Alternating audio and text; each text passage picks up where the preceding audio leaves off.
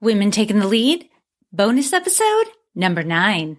Remember the golden rule? Treat others as you want to be treated. This rule exists because eventually you're treated the way you treat other people. Hello, my name is Jody Flynn and welcome to Women Taking the Lead, where we are all about creating blasts of inspiration to help you overcome self-doubt so you can lead with confidence, integrity, and a sense of humor. Head over to womentakingthelead.com to get the solutions to your top 5 leadership challenges.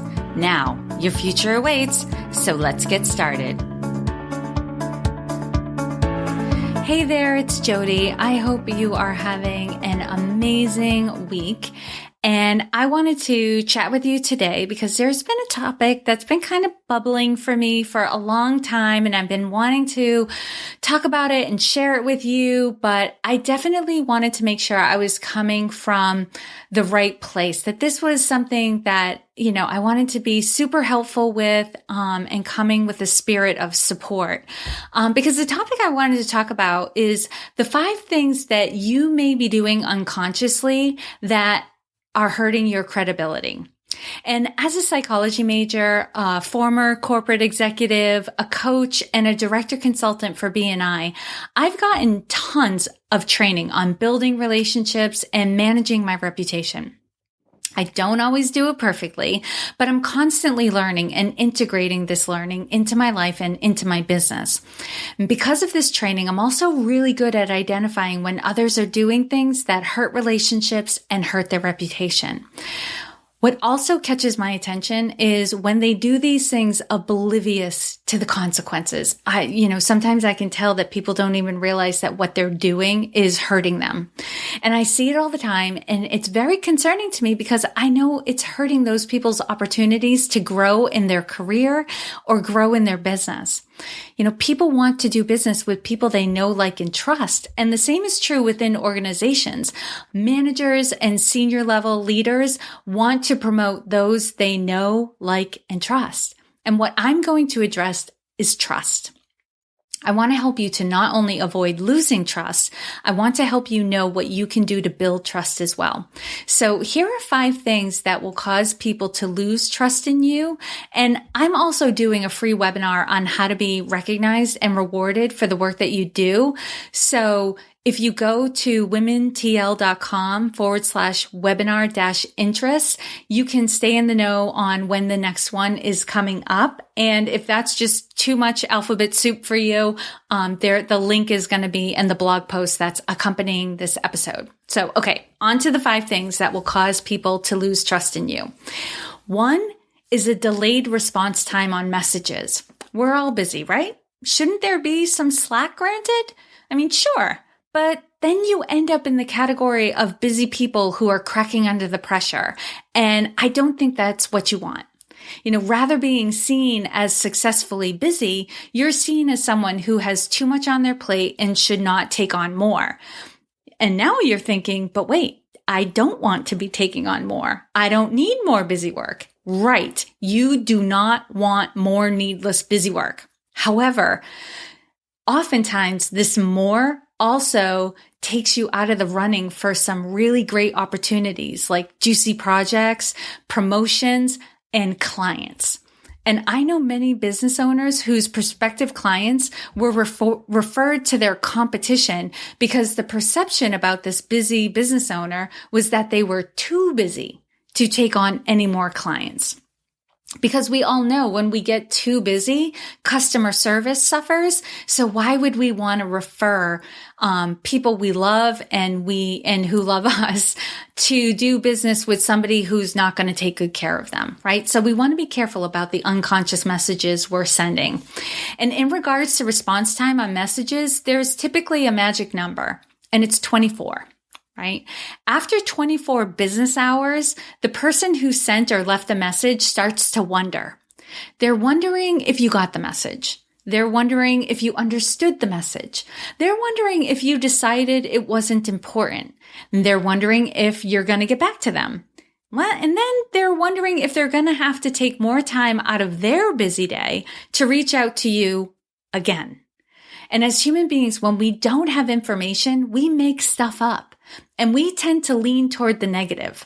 It's the survivalist part of our brain that wants to protect us and is preparing for negative outcomes. So the stories we tend to come up with are negative. So we start preparing to buffer ourselves from any negative results or outcomes.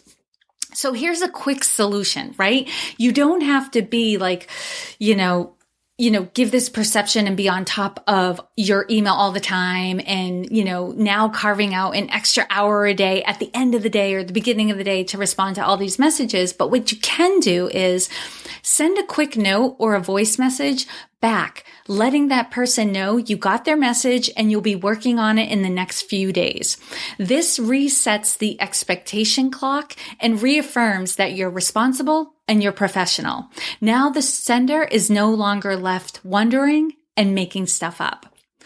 So the second thing that you might be doing unconsciously that's hurting your credibility is you allow yourself to get distracted.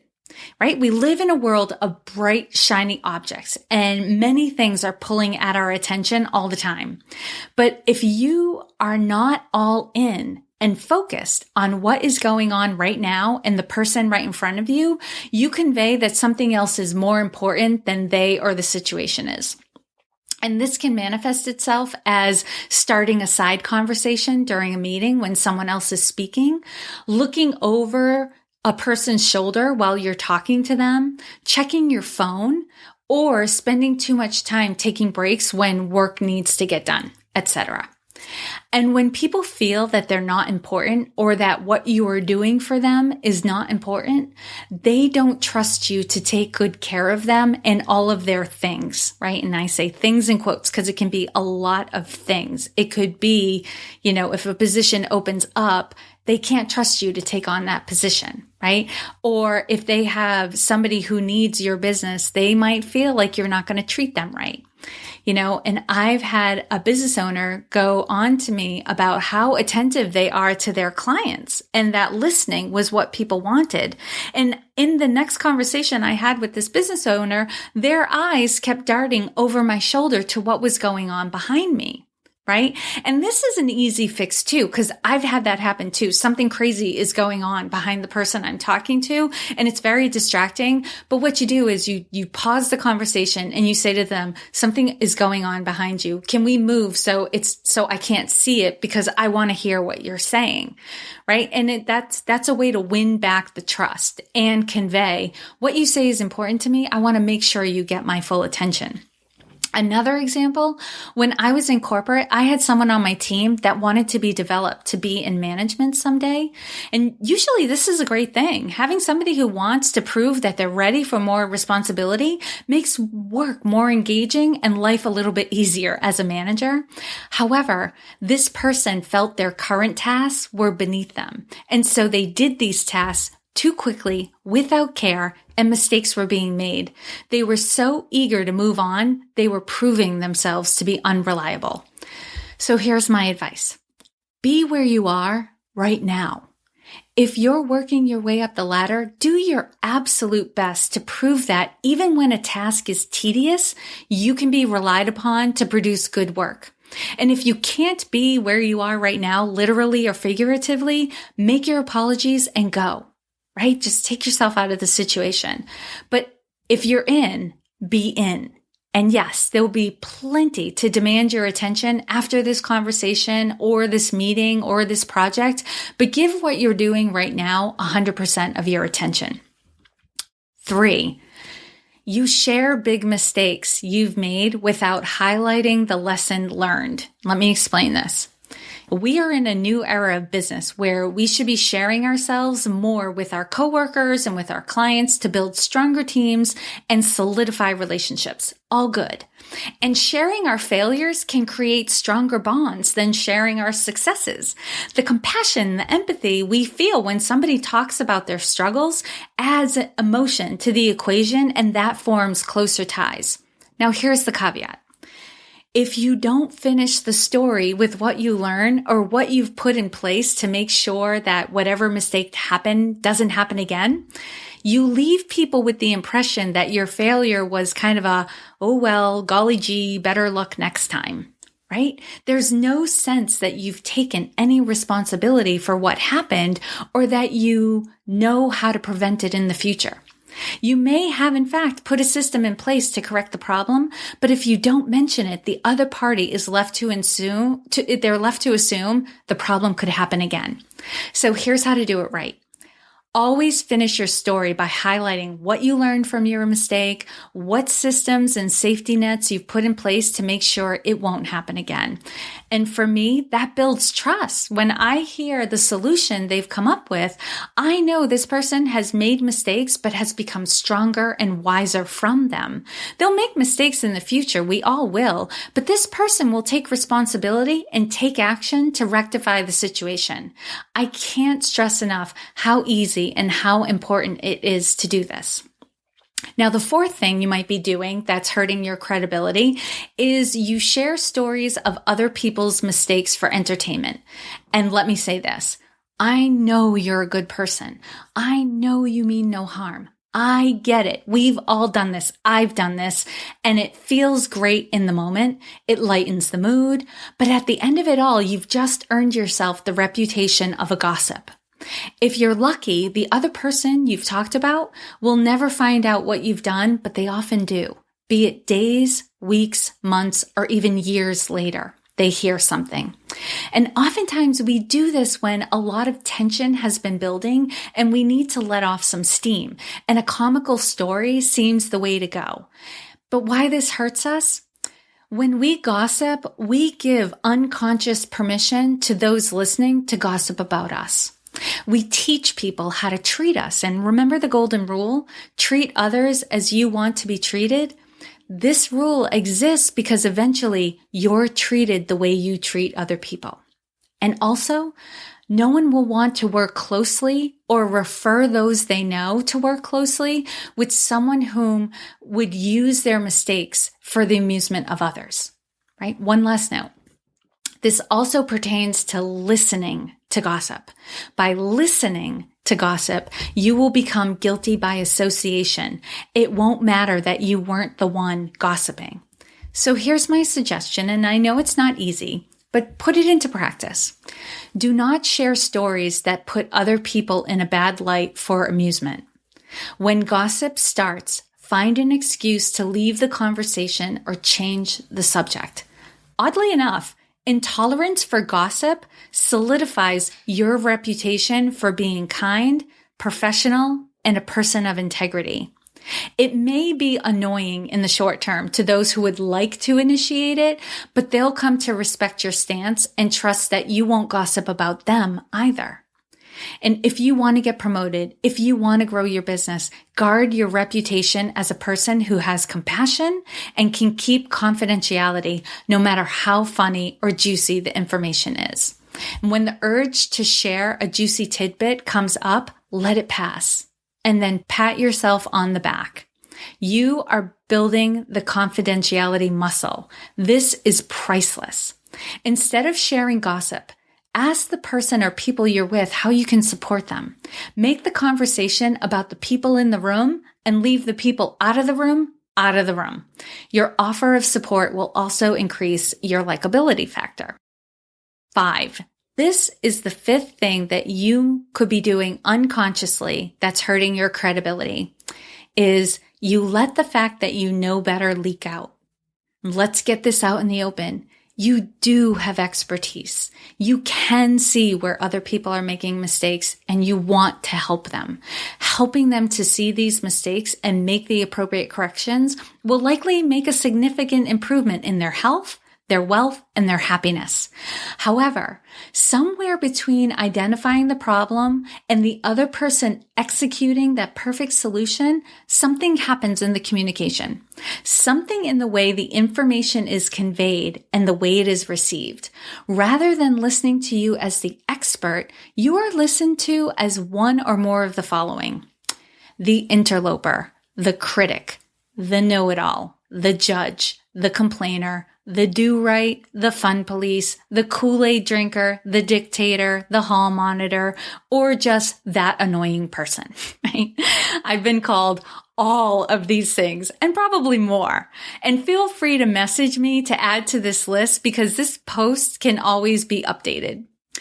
What you don't realize, and what I didn't realize at the time, is that what you're leaking out is your attitude. The I know better than you comes out in your facial expression, your tone of voice, and the words you choose in your communication. No one likes to be considered less than.